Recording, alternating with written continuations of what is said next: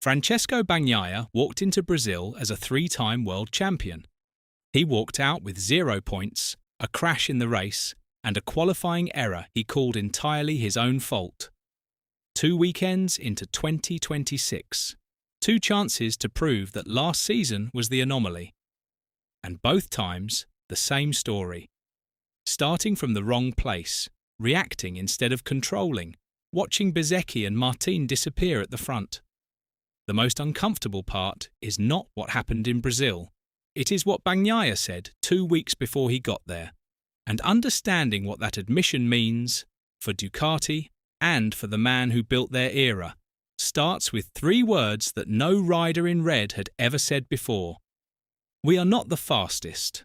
Those words did not come from a journalist or a rival paddock looking for a headline. They came from Bagnaia himself, standing in front of the media after Thailand. After Bezzecchi won by 5 seconds. After Aprilia put all 4 of their riders in the top 5, and not a single podium for the first time in 89 races. Bagnaia said it plainly. I never felt good during the weekend. For some reason, I started to struggle a lot during the Grand Prix. But now we need to improve, because at the moment we're no longer the fastest. From the man who won back-to-back titles in 2022 and 2023, who came within 10 points of a third in 2024, who arrived at the Sepang test saying, "In the winter, I was praying that things would go well, and honestly, it went well." That gap between optimism and reality was already wide. Brazil was supposed to be where it closed. Before we go any further, if you enjoy real MotoGP analysis, the contracts, the politics, the stories behind the headlines, subscribe. Now back to what Brazil actually revealed. Because Brazil offered Bagnaia exactly the conditions he needed. A brand new circuit. No historical data for anyone. A track he had called awesome, fun, technical and fast after his first laps. The kind of weekend where instinct and authority override everything else. That was the opportunity. And it unravelled before Sunday even began. In qualifying, Bagnaia pushed on his first flying lap, had not warmed the front tyre sufficiently, and lost the front. 11th on the grid. He did not look for excuses. Today, the bike was capable of fighting for the top 3 positions, but I messed it up. I pushed too hard in qualifying and failed to properly warm up the front tyre, which was entirely my fault. 11th at Goiânia is not a recoverable position. The circuit is narrow and technical with almost no overtaking opportunity. He finished 8th in the sprint, stuck behind Alex Marquez, unable to find a way through, managing a situation rather than racing one. I couldn't unleash the full potential of the bike while stuck behind him. Passing in the middle of the pack is exceptionally tough. Then Sunday arrived. He fell in the race. DNF 0 points from the main event. 2 weekends, 4 sessions. And Bagnaia has nothing to show from 3 of them. What made the picture harder to ignore was what was happening around him. Bezzecchi led every single lap of the Brazilian Grand Prix, not from tyre strategy, but from pure pace on a circuit nobody had raced before. Martin was second, 3 Aprilias in the sprint top 5. The RSGP looked like the reference machine, stable under braking, composed through the fast sections, alive in the slow corners in a way the Ducati was not. On a circuit where the blank sheet nature should have neutralised Aprilia's momentum, it confirmed it instead. Do you think Bagnaia's problems in Brazil were individual errors?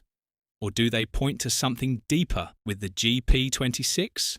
Drop your answer in the comments.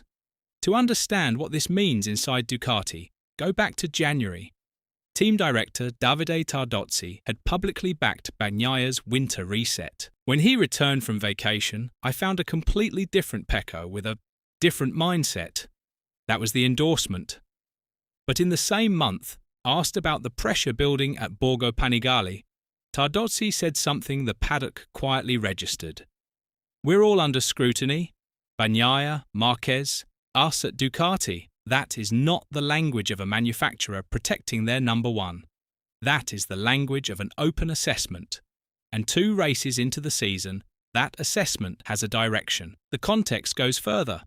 At the team launch in Madonna di Campiglio, General Manager Luigi Dalligna declared that extending Marquez's contract was his #1 goal, without mentioning Bagnaia once. Livio Suppo, watching from outside, was uncomfortable. Gigi is a technical genius, but that statement wasn't entirely appropriate. In MotoGP, when your manufacturer maps out its priorities in public and your name does not appear, the gap between what you are told privately and what the institution values has already opened. Statements like that do not happen by accident. That is the backdrop against which Brazil lands. Pedro Acosta leads the 2026 championship. The rider Ducati are understood to have already agreed terms with for 2027. The seat Bagnaia will leave when he moves to Aprilia. Marquez finished 4th in Brazil, accumulating. Acosta crashed in qualifying, switched tyres when the race distance was cut, and still left Goiânia as championship leader. And Fabio Di Giannantonio, Satellite Ducati VR46 customer equipment, took pole position. The fastest Ducati qualifier of the weekend was not the factory machine of the 3-time world champion. Di Giannantonio has always been a qualifying specialist. Satellite machinery is not what it was 5 years ago, but placed alongside everything else, Thailand, Brazil, Tardozzi's language, Dalligna's priorities, it adds another line to a picture that keeps becoming clearer. Through all of it, Bagnaia is still carrying the weight himself. It's a shame. Starting from the back isn't ideal, but the way I crashed today, I don't think I wouldn't have crashed if I'd started from the front. He is not pointing at the bike, not pointing at the team. That honesty is part of what made him a champion. And it is also what makes this moment the hardest kind for Borgo Panigale to ignore. Is Bagnaia going through a difficult start to a season that a champion of his calibre will correct? Or has Brazil confirmed something about the GP26 that goes beyond individual errors? With Acosta leading the championship and Marquez accumulating points, does Ducati's internal development direction start shifting away from Bagnaia's feedback? Even with 20 rounds still to run and heading to Aprilia in 2027, alongside Bezzecchi, on a bike that has now won 4 consecutive races, does what we are seeing in 2026 change how you view that move? If you enjoyed this breakdown, subscribe. There is a lot more of this coming. Leave your answers in the comments below.